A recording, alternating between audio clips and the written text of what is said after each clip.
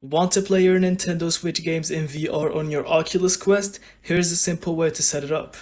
First, make sure your Oculus Quest is fully updated and connected to Wi-Fi.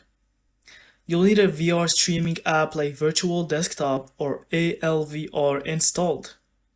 Next, on your PC, connect your Nintendo Switch using a capture card.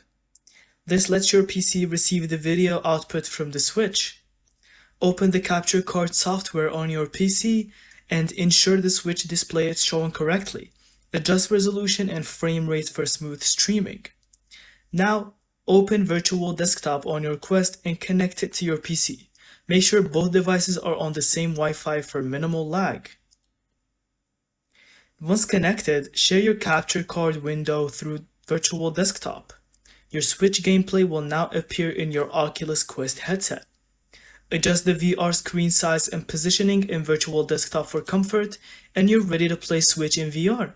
Thank you so much for watching. I hope you found this video helpful, and don't forget to leave us your thoughts in the comments.